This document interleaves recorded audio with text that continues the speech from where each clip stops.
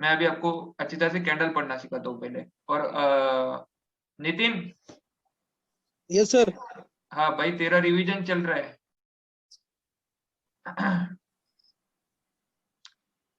ये हाँ सर। हाँ हाँ, तेरे को पता है ना कैंडल कैसे पढ़ते करके?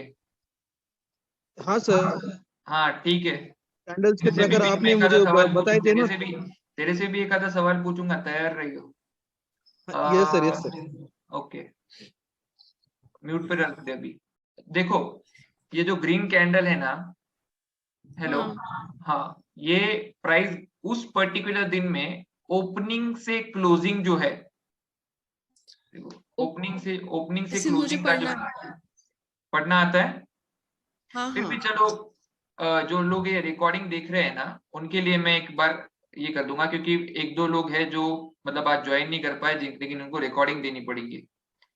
तो ओके ओके। यहाँ जो है ये ओपनिंग है, और यहाँ ये छोटा सा जो नीचे का विक बड़ा है बना है ना, इसका मतलब है उस दिन में यहाँ पे ये लो लगा है, और ये ओपनिंग है। कभी भी अगर ग्रीन कैंडल है तो उसकी ओपनिंग जो है वो नीचे की तरफ रहती है, और क्लोजिंग जो है वो ये ऊपर की तरफ रहती है, क्योंकि ओपनिंग से जब क्लोजिंग बड़ी रहती है तभी वो एक ग्रीन कैंडल बनती है। और ये जो ऊपर का विक होता है ना, ये ऊपर के विक में जो यहाँ तक का पॉइंट है, एक मिनट,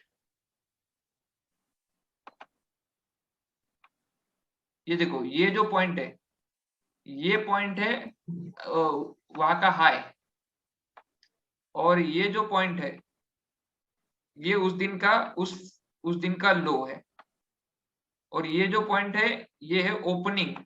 तो उस दिन ओपनिंग जो हुई थी वो 2180 के करीब होके क्लोजिंग जो हुई वो 2313.95 तक हुई। लेकिन उस दिन हाई जो बना था वो 2343 का बना था, उसके बाद गिरावट होके यहाँ पे क्लोज हुई थी। तो यानी अगर कोई ग्रीन कैंडल है तो उसकी जो ओपनिंग है वो यहाँ रहेगी, और उसकी क्लोजिंग जो है वो यहाँ रहेगी। बाकी हाई और लो यहाँ पे रहेंगे, लो यहाँ पे है और हाई यहाँ पे है। बाकी ये जो है जो रेड कैंडल होती है, रेड कैंडल के अंदर ओपनिंग कभी भी ऊपर होती है और क्लोजिंग कभी भी नीचे होती है, तभी वो एक रेड कैंडल बनती है। क्योंकि अगर तुमने 2000 में स्टॉक लिया और भाव अगर नीचे जाके 1900 में क्लोज हुआ, तो ये ऐसी रेड कैंडल बनेगी। यानी जो लिए हुआ भाव है वहां से अगर नीचे जाता है तो ऐसी रेड कैंडल बनती है। यानी जो करंट भाव चल रहे वहां से जब नीचे नीचे भाव गिरता है तो रेड कैंडल बनती है।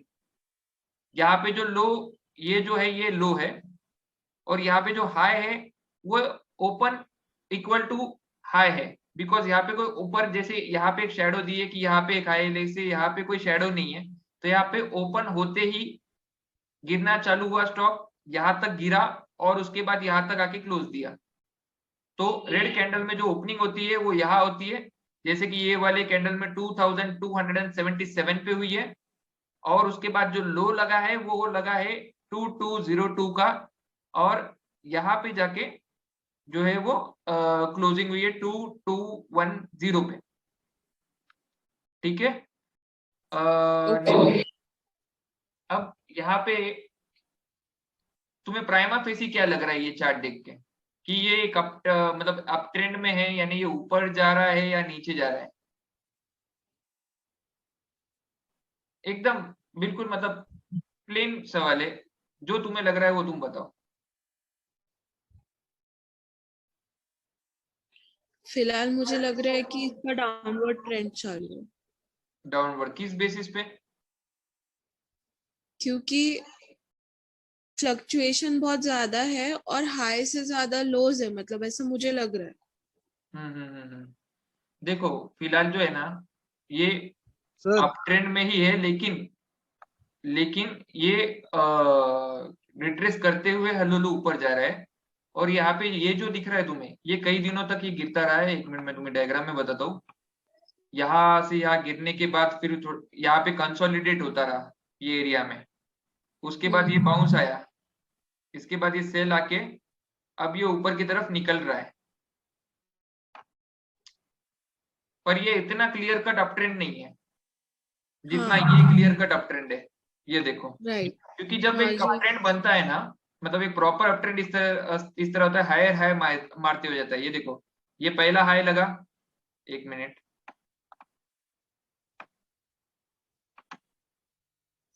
ये पहला हाई लगा, ये उसके बाद एक हल्का सा लो लग के एक दूसरा हाई लगा, ये तीसरा हाई लगा, ये चौथा हाई लगा, और इस तरह से ये पांचवा हाई लगा थोड़ी देर में, यानी। और इसके बाद तुम्हें उतना क्लियर अप ट्रेंड नहीं दिख रहा है, तुम्हें एक साइडवेज कंसोलिडेशन दिख रहा है, और उसके बाद एक ब्रेकआउट देने की कोशिश चल रही है। ठीक है। मैं तुम्हें आज तुम सभी को आज एक पैटर्न बताता हूँ कि एक डाउनवर्ड और अपवर्ड में नॉर्मली क्या पैटर्न्स बनते हैं। अच्छा, 1 मिनट। तो पहला मैं बोल रहा था आप लोगों का एम पैटर्न। किसी को यहाँ पे एम दिखाई दे रहा है क्या चार्ट के अंदर? नितिन, तू रुक जा भाई।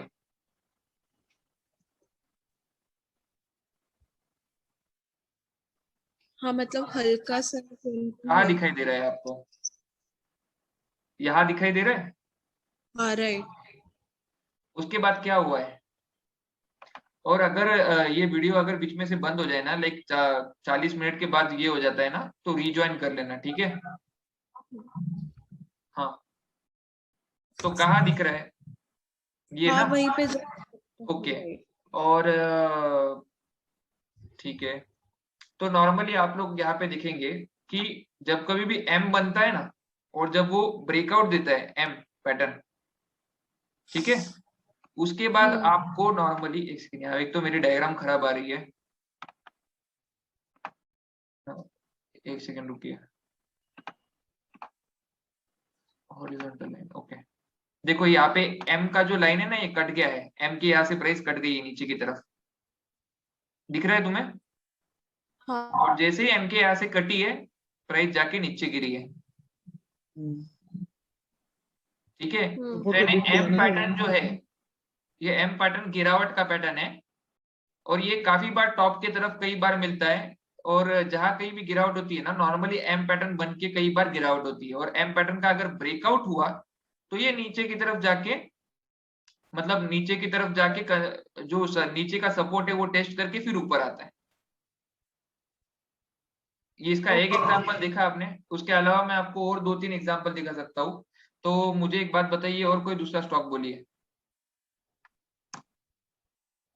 आपके पास जो है वही टेस्ट करेंगे हम लोग। कौन सा? TCS। TCS, okay. अच्छा, ये देखो, अभी आपको एम पैटर्न कहीं पे दिख रहा है क्या? लाइक लास्ट में इधर M। दिख रहा है? हाँ। अगर आपको ये पैटर्न दिखा होता तो आपने सेल किया होता कि नहीं किया होता? शॉर्ट सेल भी तो करना अलाउड होता है ना, शॉर्ट सेलिंग के बारे में आपको कुछ पता है? हाँ हाँ पता है। तो यहाँ आपने या तो फ्यूचर बेचा होता है, या शॉर्ट सेलिंग की होती, या पुट ऑप्शन खरीदा होता है टीसीएस का, तो आपको कुछ ना कुछ तो प्रॉफिट हुआ होता कि नहीं, अच्छा खासा। या देखो, पैटर्न बनने के बाद 3100 पे पैटर्न बनने के बाद स्टॉक 2800 तक गया, और यहाँ जाके रुका है, और यहाँ जाके क्यों रुका है तो उसका रीजन मैं आप लोगों को बाद में समझाऊंगा। और सपोर्ट और रेजिस्टेंस के रिलेटेड एरिया है, यहाँ उसका एक सपोर्ट है, इसलिए यहाँ आके वो रुका है, और यहाँ से फिर बाउंस आना चालू हुआ है। लेकिन पैटर्न ने अपना काम किया है या नहीं किया? ये लगभग 70-80% ऑफ द टाइम आराम से काम कर देता है। दिख रहा है आपको कि टेक्निकल कितना इंपॉर्टेंट है?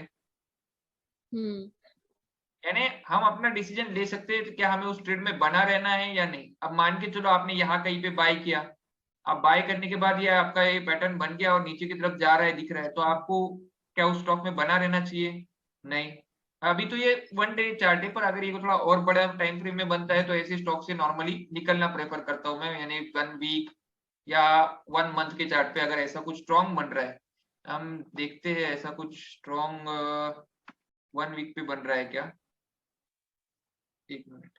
1 वीक पे तो अभी ये इतना वीक नहीं है, लेकिन अगर आप शॉर्ट टर्म के ट्रेड में एंट्री किए हो, जैसे कि 7 दिन, 8 दिन, 10 दिन के मैक्सिमम, तो ऐसे केस में, ऐसे सिचुएशन में बाय नहीं किया जाता, स्टॉक को सेल किया जाता है, क्योंकि अगले 4-5-6 दिन थोड़ी उसमें गिरावट होंगी ऐसी उम्मीद होती है जब डेली चार्ट पे ये बनता है। जब कभी मतलब वीकली या मंथली में ऐसा कुछ बनता है तो उससे और बड़ी गिरावट की उम्मीद होती है। ये पैटर्न जितना स्ट्रॉन्ग, जितने बड़े चार्ट पे होगा उतना ज्यादा दिन तक उसका इम्पैक्ट रहेगा। उसके भी एग्जांपल मैं आगे चल के आपको बाकी के क्लासेस में दूंगा, पर आप ये अपने नोटबुक में लिख दो एम पैटर्न, गिरावट के लिए। नाम भी बड़ा सिंपल दिया है मैंने, बिकॉज वो याद रहेगा आपको। कुछ लोग इसको डबल टॉप बोलेंगे, डबल टॉप यानी 2 टॉप लगने की कोशिश, उसके बाद गिरा है, समझ रहे हैं आपको। पर नॉर्मली एम पैटर्न आप यूट्यूब पे भी कभी एम पैटर्न सर्च करेंगे या डबल टॉप सर्च करेंगे तो भी आपको ये इसके बारे में और इंफॉर्मेशन मिलेगा।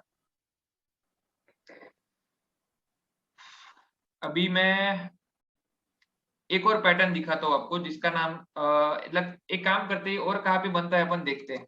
आपके इसका और एक आधा स्टॉक है पोर्टफोलियो का? हाँ, एक सेकेंड। समझ में आ रहा है ना? इंटरेस्टिंग लग रहा है कि नहीं लग रहा है टेक्निकल चार्ट पे देखने के बाद? ठीक है। RVNL RBNL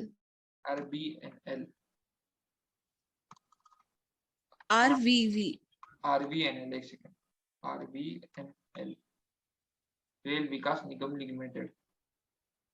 इसमें मुझे हाँ, ये आपने मतलब ये बहुत ही ज्यादा मतलब वॉलेटाइल स्टॉक है, और ऐसे बहुत वॉलेटाइल ज्यादा। स्टॉक में एंट्री करने से पहले मतलब बहुत चार्ट का स्टडी बहुत स्ट्रांग होना चाहिए। यहाँ पे बहुत हुआ तो मैं इधर एंट्री किया होता, क्योंकि ये ब्रेकआउट है, पर वो अभी आपको ब्रेकआउट वगैरह तो बहुत बात की चीज है। अच्छा, मैं आपको एक और चीज बताता हूँ, मैं एम पैटर्न के साथ साथ नहीं क्या एक और पैटर्न बता रहा हूँ, डब्लू पैटर्न। आपको ये कई बार दिखेगा, इसको डबल बॉटम भी बोलते कई लोग। पहला बॉटम लगा है देखो, और ये दूसरा बॉटम लगा, और इसके बाद ये ब्रेकआउट दिख रहा है। अब इतना बड़ा आएगा ये नहीं बोल रहा हूं मैं, पर मैं बोल रहा हूँ कि भाई दो बारी अगर बॉटम बन गए और एक डब्लू पैटर्न जैसा फॉर्म हो रहा है और उसका ब्रेकआउट आता है, उसका ब्रेकआउट किधर से आएगा? जब वो उसके जो डब्लू जो जहां से बना है वहां से वो जब ऊपर जाके प्राइस अगर ये हो रही है, मतलब सस्टेन हो रही है, तो उसके बाद मतलब ये जब ऊपर ऊपर जाता है तो आप लोग खरीद सकते हैं भाई यहाँ से, जब वो उसको एसएल डाल के खरीद सकते हैं। और एसएल कितना डालेंगे? समझो ब्रेकआउट कैंडल के नीचे रख देना चाहिए। समझो यहाँ पे कितना है, यहाँ पे ये ब्रेकआउट आया 24.85 है, आप लोगों को ये कैंडल के नीचे लगभग 23.95 या बहुत हुआ तो 23.70 के आसपास एक एसएल डाल देना चाहिए और बाय करना चाहिए, क्योंकि डब्ल्यू पैटर्न जो है ना वो मतलब प्राइस को नॉर्मली डब्ल्यू पैटर्न के बाद प्राइस जो है वो ऊपर की तरफ जाती है। जिस तरह एम पैटर्न गिरावट का है, जिसको डबल टॉप बोलते हैं, तो वैसे डब्ल्यू पैटर्न जो है वो प्राइस ऊपर जाने के लिए है। ओके। ठीक है, आपको काफी जगह पे ये डब्ल्यू पैटर्न दिखेंगे। ये बाकी ये जो स्टॉक है, ये स्टॉक के अंदर एम जो है ना, कई बार इसमें तो एम है नहीं इसमें, और इसमें गिरावट जो ये वो रेंज में एम है भी तो एकदम छोटे इसमें। ये देखो, पर ये रेंज में कंसोलिडेशन हो रही है, एक बड़ी रेंज है और उस रेंज में फिलहाल ये कंसोलिडेट हो रहा है, और मतलब बस साइडवेज घूम रहा है फिलहाल एक सर्टेन रेंज में, लाइक 27 से लेके तो 33 के रेंज में। और कोई स्टॉक है तो दिखाओ, मैं उसमें भी एम पैटर्न आपको और डब्ल्यू पैटर्न बताता हूँ। अच्छा, वो टीसीएस था ना, उसमें भी कहीं तो डब्ल्यू पैटर्न था, मैं 1 मिनट चेक कर लेता हूँ। 1 मिनट, टीसीएस डेली हो गया, ये वीकली।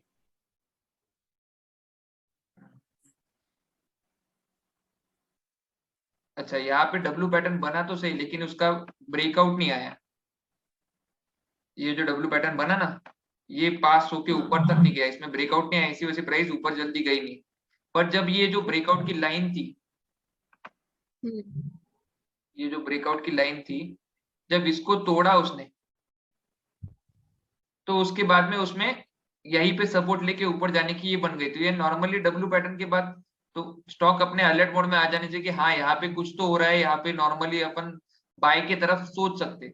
और जैसे जैसे मतलब बाकी अभी ये तो शुरुआत है, लेकिन कुछ कंसेप्ट जैसे जैसे तुम आपकी क्लियर होंगे, यहाँ पे एक डबल बॉटम की जगह यानी ट्रिपल बॉटम बना है, 3 बार बॉटम टेस्ट हुआ है, जैसे कि आपको यहाँ दिखेगा। ये तो डबल बॉटम के लिए हम डब्लू बॉटम अपना डब्लू पैटर्न बोलते हैं, लेकिन ट्रिपल बॉटम ये इस तरह से होता है, यानी 3 बार बॉटम टेस्ट होता है। यहाँ पे 3 बार बॉटम टेस्ट हुआ ना, देखो ये सब बॉटम एक लाइन में आ रहे हैं, 3 बार बॉटम टेस्ट हुआ। और उसके बाद जब बॉटम टेस्ट होने के बाद जब स्टॉक ने उस पर्टिकुलर लेवल को तोड़ा, तो स्टॉक यहाँ से ऊपर गया। ऊपर जाने के बाद क्योंकि यहाँ एक सपोर्ट का इलाका था, सपोर्ट का इलाका मैं आप लोगों को समझाऊंगा, तो यहाँ एक बार सपोर्ट लिया और स्टॉक और ऊपर चले गया। तो नॉर्मली अगर आप लोग अगर थोड़ा बहुत टेक्निकल जानते थे, तो आप ये समय पे या ये समय पे एक बार उसको बाय करके यहाँ पे एसएल रख के ट्राई किया जा सकता था। यहाँ पे एसएल रखते तो कितना होता, 2429 का एसएल रखना पड़ता था। 2429 का एसएल हिट हुआ क्या? कभी कभी हिट नहीं हुआ। यहाँ से ऊपर गया, वो एक बार हल्का सा रिट्रेसमेंट दिया और उसके बाद ऊपर ही चले गया। तो यानी हम टेक्निकल के बेसिस पे कहाँ एंट्री लेनी है और कितने, वो हम आसानी से देख सकते हैं। समझ रहे हैं? हाँ। डब्लू पैटर्न देखा, एक मिनट,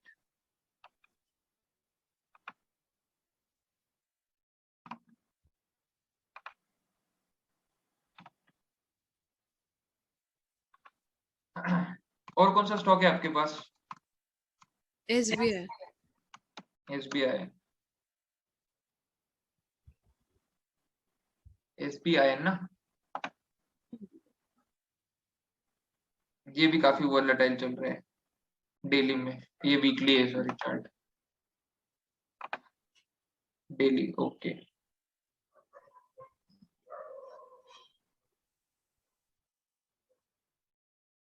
ये क्लियर कट अप ट्रेंड में है, हाँ। बट अभी कंसोलिडेशन हो रहा है ये रेंज में। तो ऐसे स्टॉक में या तो हमें मतलब थोड़ा सा सावधानी से ही काम करना चाहिए, क्योंकि अगर ये यहाँ से नीचे गिरा 377 के जो गैप ऑफ ओपनिंग के बाद, यहाँ पे 356 पे था, उसके बाद गैप ऑफ ओपनिंग आई थी 384 की। तो अगर ये यहाँ से ये हुआ, नीचे की तरफ गिरना चालू हुआ, तो 360 तक ही गिरेगा आराम से, अगर नीचे जाके एक बार टेस्ट किया तो। लेकिन अगर ये तोड़ के ऊपर की तरफ निकला 420 या 420 के ऊपर, तो आराम से ये ऊपर के लेवल की तरफ निकलेगा। और ये सब चीजें जो है ना, ये एनालिसिस कैसे निकलता है, मतलब जब अनुभव बढ़ता जाता है इंसान का, तो वो सब चीजें समझ में आती कि रेंज, जो एक रेंज होती है ना, अगर रेंज के नीचे की तरफ जाता है तो नॉर्मली नीचे की तरफ थोड़ा जो पहला सपोर्ट है वहां तक वो टेस्ट करता है। और अगर रेंज तोड़ के ऊपर की तरफ जाता है, तो जो ये रेंज का जो एरिया है, यानी ये 380 से लेके तो 420 तक, उतना बड़ा ऊपर नॉर्मली मूवमेंट आने की उम्मीद रहती है। यानी अगर ये 40 पॉइंट है, तो अगर 420 से ऊपर जाके वो टिकना चालू कर दे, सस्टेन हो जाए प्राइस, तो नॉर्मली 460 तक आने की संभावना रहती है। इन सब चीजों के बारे में मैं आगे भी डिस्कस करूंगा। दूसरा स्टॉक है क्या कोई? क्योंकि मुझे यहाँ पे वो वाला पैटर्न नहीं दिख रहा है जो मुझे दिखाना है आप लोगों को। और नहीं क्या? मतलब एक बार मैं चेक करती हूँ। तो अभी तक हमने नहीं क्या, डब्ल्यू पैटर्न एक देखा है, बस रफ रफ अंडरस्टैंडिंग देखी है उसकी।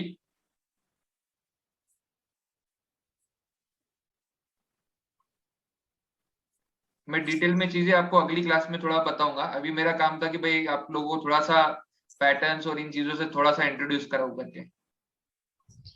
वैभव GLV वाला कोई अच्छा बड़ा स्टॉक है क्या? बड़ा मेरे पास एक यस बैंक है। अच्छा, ओके, ये तो क्लियर कट अप ट्रेंड में है। यानी अप ट्रेंड का स्टॉक कैसे समझना चाहिए कि जब एक बच्चे को सामने रख दो, अगर वो बच्चा बोले कि भाई स्टॉक अप ट्रेंड में दिख रहा है यार, ये चीज ऊपर जा रही है, तो नॉर्मली अगर हमको बाय करके चलना है ना, तो हमको मतलब नॉर्मली हमको उन्हीं स्टॉक में जाना है जो स्टॉक अप ट्रेंड में, चाहे फिर मंथली में अप ट्रेंड में हो, चाहे वीकली में अप ट्रेंड में हो, चाहे डेली में अप ट्रेंड में हो। पर एक अप ट्रेंड वाले स्टॉक में जब हम एंट्री लेते हैं ना, तो और सही जगह पे एंट्री लेते हैं, तो चांसेस रहता है कि हमारी एंट्री गलत ना होते हुए हमें थोड़ा फायदा हो। अभी मुझे बताओ, यहाँ पे किसी ने अगर थोड़ी देर के लिए लिया भी होगा, उसको शायद टेक्निकल नहीं भी मालूम होगा, तो भी नॉर्मली उसने कहीं ना कहीं पैसा कमाया अगर वो 10-20 दिन रुका है हाँ तो हमें नॉर्मली जब हम बाय करते हुए चल रहे हैं ना एक अप ट्रेंड में, यानी अप ट्रेंड यानी कैसे कि भाई हायर हायर लग रहे हैं स्टॉक के अंदर, ऐसे इसमें हाँ हाँ जाना चाहिए। और जहां लोअर लोअर लग रहे हो यानी इस तरह से,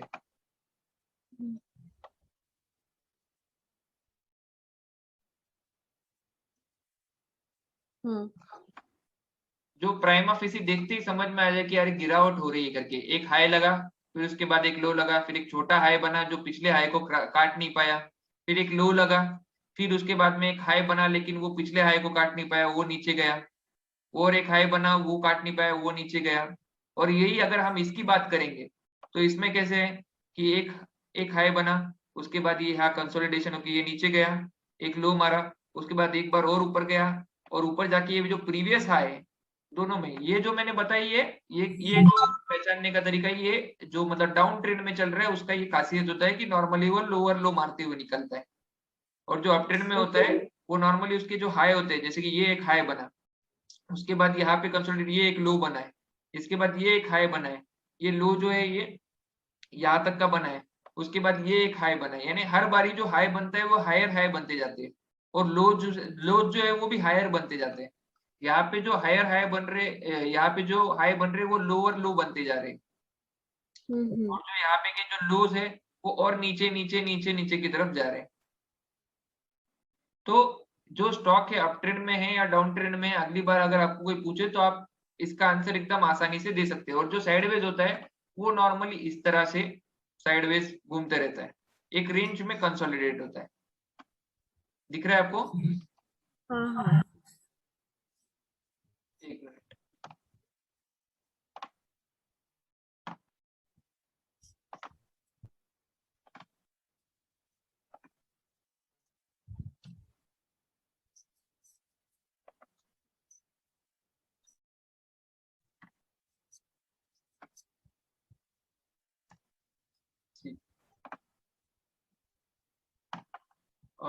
नितिन, नितिन हाँ सर। भाई एक दो पैटर्न के नाम और बोल भला।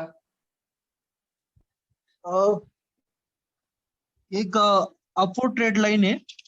कौन सी ट्रेड लाइन? अपवर्ड। हाँ हाँ, अपवर्ड ट्रेड लाइन बराबर। और एक अप ट्रेड लाइन। अप उसके ट्रेंड लाइन बाद एक और down trade line. Okay. Down trade line. Hmm उसमें हेड एंड शोल्डर भी है। हम्म। इनवर्स शोल्डर भी है। क्या बात है, बुक सामने रखा है क्या? हाँ थोड़ा हाँ हाँ, बोल बोल बोल बोल। वही बोला, इतने दिन बाद भी तेरे को याद है बोलने के बाद। ठीक है, यानी हेड एंड शोल्डर है, ट्रेंड लाइन है, और क्या था, पेनेंट था, है कि नहीं? हाँ ठीक है ठीक एम है। Pattern W pattern. हाँ हाँ उसके बाद हाँ यही इतने ही हुए थे सर अपने। ठीक है, नहीं तेरे 2-3 ही क्लास हुए थे वो मुझे याद है। हम्म। अच्छा तो फिर अभी आपने बाकी मतलब कैंडल्स की। कितना क्या बोलेंगे मतलब दिव्या, हाँ हाँ ये अभी तक आपको ये दोनों पैटर्न अच्छी तरह से समझे ना? ये मैं वापस एक बार बताऊंगा, मतलब इसके एग्जांपल्स और थोड़े एडवांस में बताऊंगा, लेकिन प्राइमरीली आपको समझ गए ना कि M pattern, normally M pattern के बाद एक गिरावट होती है करके, हाँ हाँ समझ गया। और डब्ल्यू के बाद में भी समझा आपको?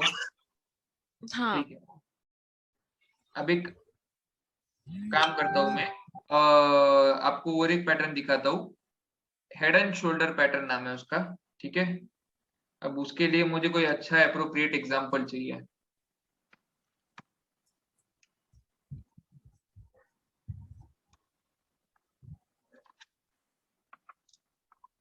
ट्रेंड। हम्म, एक सेकेंड।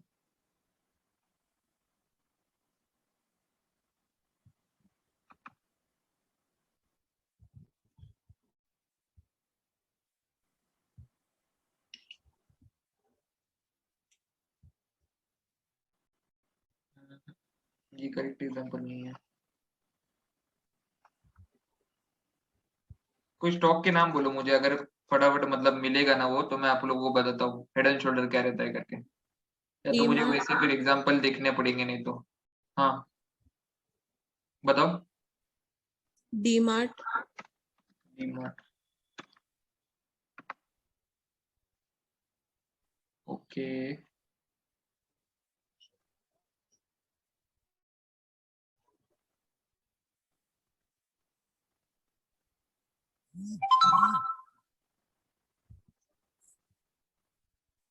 अच्छा, हेड एंड शोल्डर जो है ना, एक नॉर्मली मैं आपको पैटर्न बोल के बताता हूँ, उसमें कैसा होता है, प्राइस का मूवमेंट कुछ इस तरह से होता है।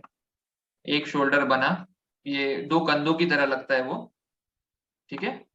उसके बाद एक बड़ा सा हाई बनता है, और उसके बाद एक लो बनता है, और उसके बाद एक और हाई बनता है, और उसके बाद एक लो बनता है। तो अब ये तो पिक्चर, मतलब ये बोलेंगे हम टेक्स्ट बुक इमेज की तरह दिख रहा है, प्रैक्टिकली ऐसा नहीं होता है। प्रैक्टिकली हमको कई बार ढूंढना पड़ता है कि किधर बन रहा है वगैरह, ठीक है। थोड़ा ढूंढना मुश्किल होता है, लेकिन अगर ढूंढ ले तो उसके अंदर एक अच्छा प्रॉफिट आने की उम्मीद होती है, okay. ठीक है। जैसे कि अभी अगर हम इसकी बात करें, तो इसमें कैसा है कि ये एक हाई बनाए, बराबर। पहले ये एक हाई बनाए, फिर एक लो बनाए, फिर एक हाई बनाए, फिर एक लो बनाए, और एक हाई बनाए, एक लो बनाए। तो अगर इसमें इसमें अगर एक मतलब एक बार अगर ये ब्रेकआउट आता है, ठीक है, तो नॉर्मली वो ब्रेकआउट की उम्मीद होती है कि प्राइस ये हाइट, जो ये हाइट है, ये जो हाइट है यहां तक गिरेगा। समझ रहे हैं आप? इसको ड्रॉ कर लीजिए, जो इसका हाइट है, इसके हाइट जितना नॉर्मली गिरावट आने की उम्मीद होती है, और इससे कई बार ज्यादा भी होती है। लेकिन नॉर्मली इतना आने के बाद एक छोटा बाउंस आने की उम्मीद होती है।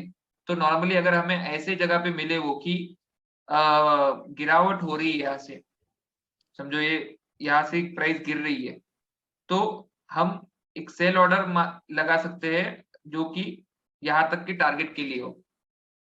ये सब जो टेक्निक्स है ना, ये टेक्निक्स हमें इंट्राडे में काम आती है। डिलीवरी में हम उसको, मतलब डिलीवरी बेच सकते हैं ऐसा कुछ मिलने के बाद, या हम सामने फ्यूचर बेच सकते हैं, शॉर्ट सेल मार सकते हैं। उसके अलावा अगर हमें ऑप्शन में भी ट्रेडिंग करना है तो पीई ले सकते हैं, और कॉल सेल मार सकते हैं। कॉल और पुट के बारे में आपको कुछ पता है? हेलो, हेलो,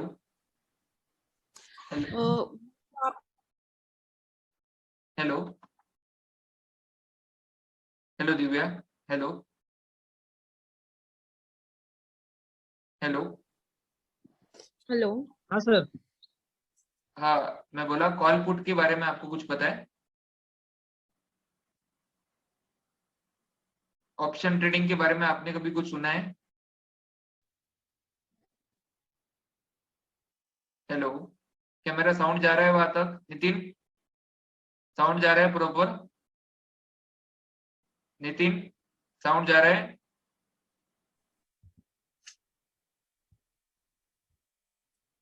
हेलो दिव्या, आवाज जा रहा है मेरा वहां पे?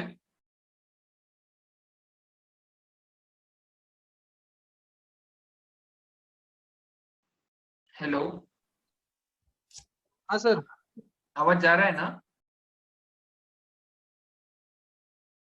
हाँ नितिन, आवाज जा रहा है ना मेरा प्रॉपर?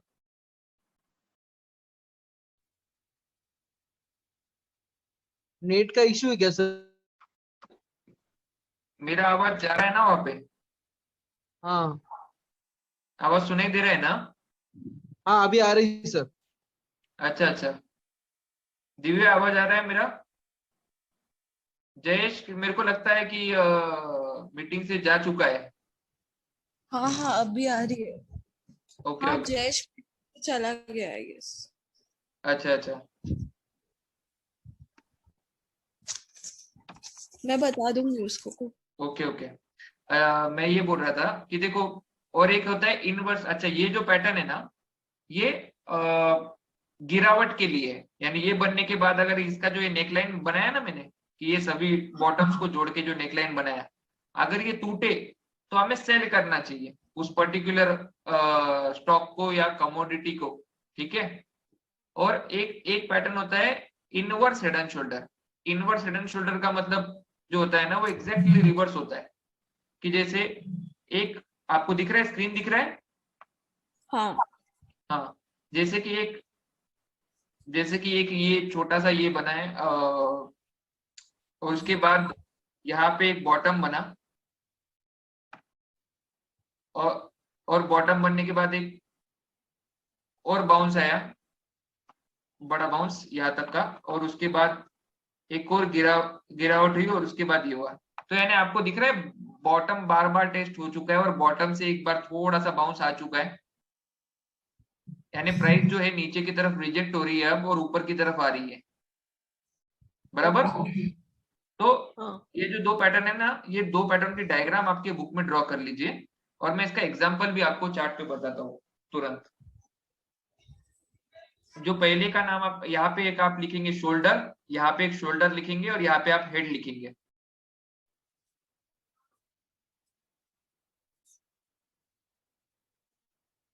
लिख दिया आपने? हाँ और यहाँ पे क्या लिखेंगे, यहाँ एक शोल्डर, यहाँ एक शोल्डर, और यहाँ हेड। ये दो अलग अलग डायग्राम है, ये एक डायग्राम नहीं है।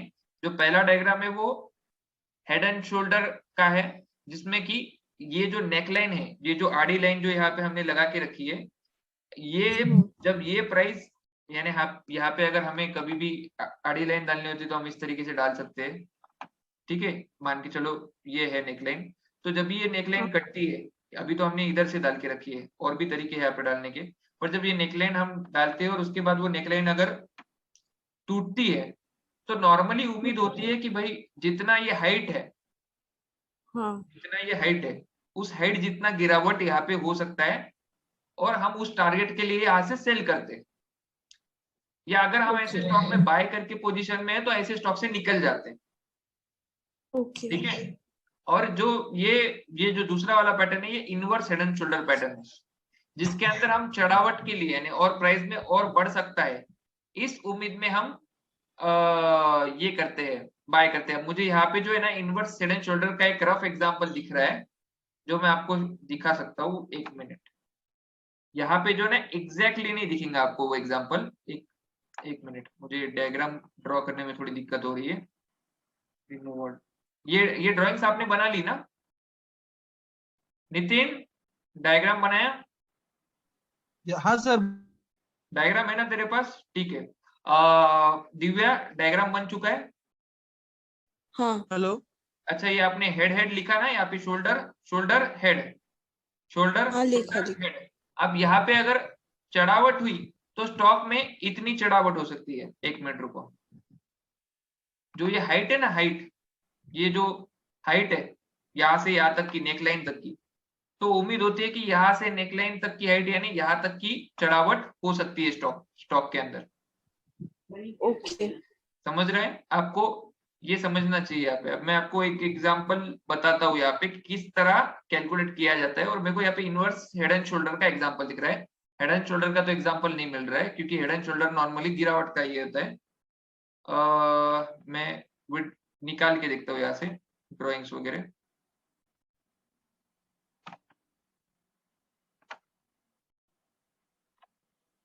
और इसके बाद हम, आज का थोड़ा लेक्चर हैवी हो जाएगा, इसलिए मैं इसके बाद मतलब वाइंड अप करूंगा, ठीक है। अच्छा,